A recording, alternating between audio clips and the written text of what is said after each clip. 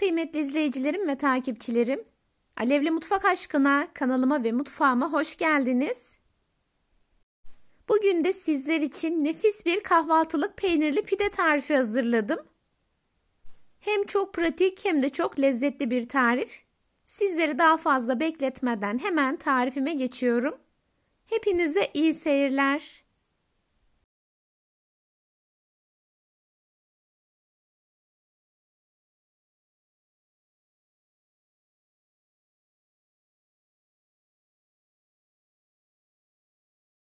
İlk olarak yoğurma kabına 2 su bardağı ılık sütü alıyorum.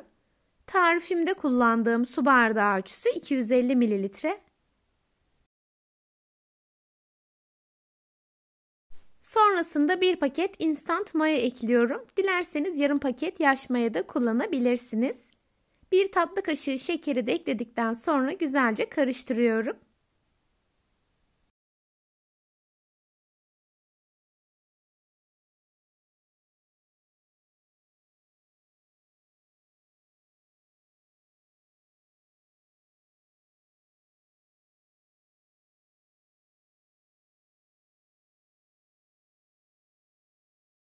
Güzelce karıştırdım ve içerisindeki şekeri erittim. Sonrasında içerisine 1 çay bardağı sıvı yağ ekliyorum.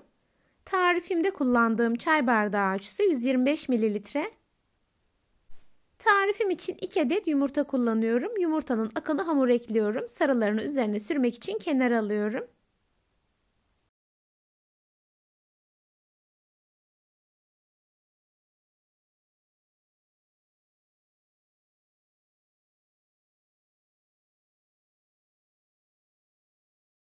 Yeteri kadar karıştırdıktan sonra yavaş yavaş unumu ekliyorum. Tarifim için toplamda 4,5 su bardağı un kullandım. Unun büyük bir bölümünü ekledikten sonra son olarak 1 tatlı kaşığı tuz ekliyorum. Hamur toparlanıp kıvamını alıncaya kadar karıştırıyorum. Toparlandıktan sonra tezgaha alarak yoğurma işlemine tezgahta devam edeceğim. Tarifimde kullandığım tüm malzemeleri videonun altındaki açıklama kısmına ölçüleriyle birlikte ekliyor olacağım. Oradan da bakıp faydalanabilirsiniz.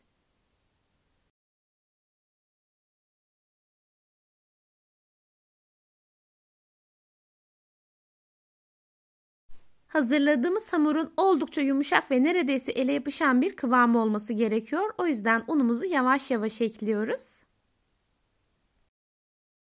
Yeteri kadar karıştırarak hamurumu toparladım. Şimdi tezgaha biraz un serperek hamurumu tezgaha alıyorum.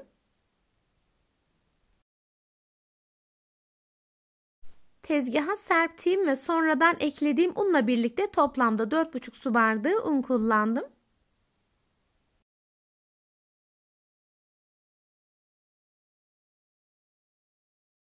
Tezgahta yaklaşık 2-3 dakika boyunca güzelce yoğuruyorum. Yoğurduktan sonra hamurumu mayalanması için bekleteceğim.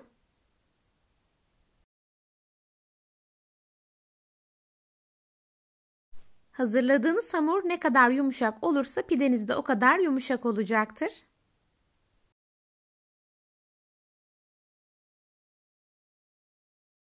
Gördüğünüz gibi oldukça esnek ve güzel bir hamur hazırladım. Hazırladığım hamuru tekrar yoğurma kabına alıyorum. Üzerini hava almayacak şekilde kapatarak 1 saat boyunca mayalandırıyorum.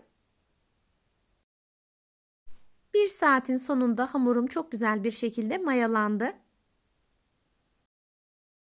Mayalanan hamurun ilk olarak havasını alıyorum. Daha sonra tezgaha biraz un serperek hamuru tezgaha alıyorum.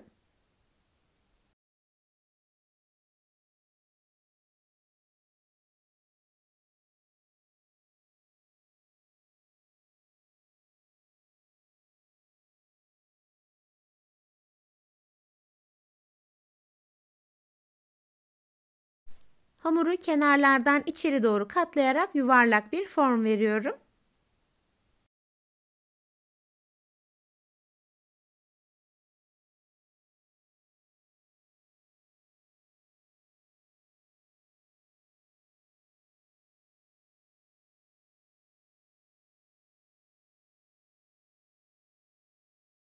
Yuvarladığım hamuru fırın kağıdı serdiğim tepsiye koyuyorum. Üzerine yoğurma kabını kapatarak bir 10 dakika dinlendiriyorum. 10 dakikanın sonunda hamurum biraz kabardı ve mayalandı. Artık bu aşamadan sonra hamurumuzu açabiliriz. Yaklaşık olarak 30-35 santim çapına gelinceye kadar hamuru elimle açıyorum. Zaten hamurun kıvamı o kadar yumuşak ve güzel ki bu aşamada ne oklava ne de merdane kullanmanıza gerek yok. Parmak uçlarınızla bastırmanız yeterli olacaktır.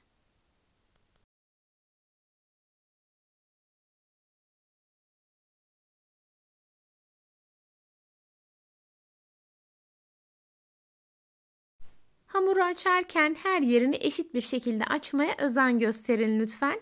Yeteri kadar açtıktan sonra üzerine bir bez kapatıyorum ve bir 10 dakika dinlendiriyorum. 10 dakikanın sonunda hamurum tekrar mayalandı.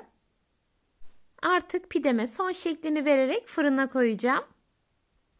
Bu arada diğer bir taraftan da fırınımı 180 derece alt üst ayarı açarak ısıtıyorum. Pidemi hazırladıktan sonra sıcak fırına koyacağım ve pişireceğim. Tırnak uçlarımla iyice hamura bastırıyorum ve tamamen şeklini almasını sağlıyorum. Pişme esnasında da şeklini koruyabilmesi için tamamen tırnağınızı bastırmanız çok önemli. Hamura bildiğimiz pide formunu veriyorum.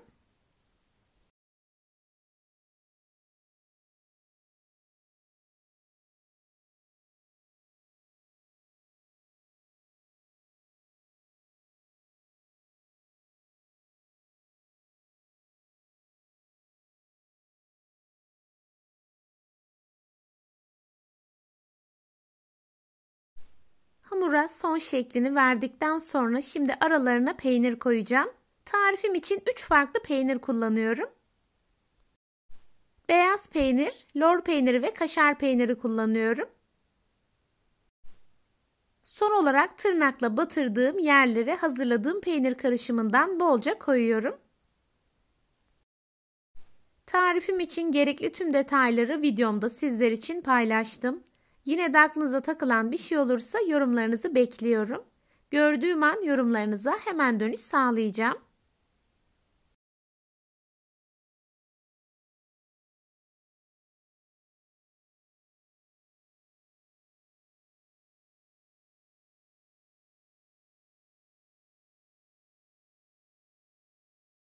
Peynirin tamamını koyduktan sonra yine parmak uçlarımla iyice bastırıyorum ve peynirlerin tamamen araya girmesini sağlıyorum.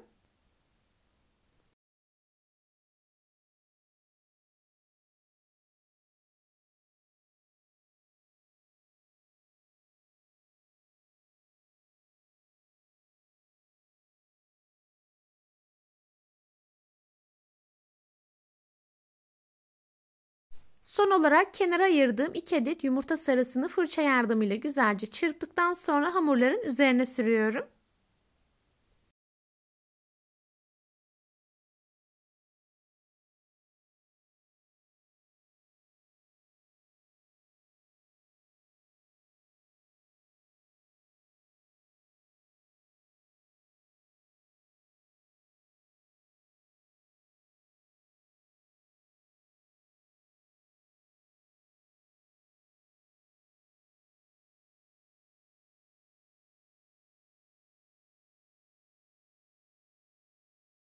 Hamurun tamamına yumurta sarısı sürerek hazırladım.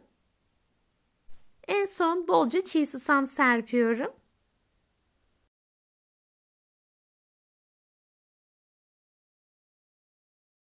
Ve hazırladığım pideyi önceden ısıttığım 180 derecelik alt üst ayarlı fırına koyarak pişiriyorum.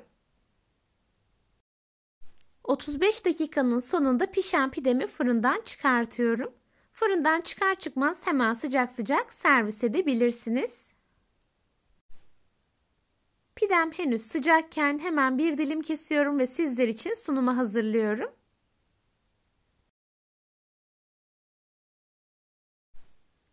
Hamuru hem çok lezzetli hem de gördüğünüz gibi puf puf oldu. İçerisinde kullandığımız peynirler sayesinde de pidemizin lezzetini 2'ye katladık. İnşallah tarifimi sizler de denediğinizde beğeneceksiniz. Sizler tarifimin son halini izlerken ben de sizlere veda etmiş olayım. Bugün yine çok güzel bir tarifimin sonuna geldik. Beni izlediğiniz için hepinize çok teşekkür ederim. Videomu beğendiyseniz beğenmeyi, hala kanalıma abone değilseniz bana destek olmak için abone olmayı ve yeni videolarımdan anında haberdar olmak için bildirim zilini açmayı unutmayın lütfen. O değerli ve güzel yorumlarınızı her zaman bekliyorum. Videolarımı görmesini istediğiniz arkadaşlarınızla paylaşabilirsiniz. Tarifimi yapıp deneyecek olan herkese şimdiden afiyet olsun. Bir sonraki tarifimde görüşmek ümidiyle. Kendinize çok iyi bakın. Hoşça kalın. Allah'a emanet olun.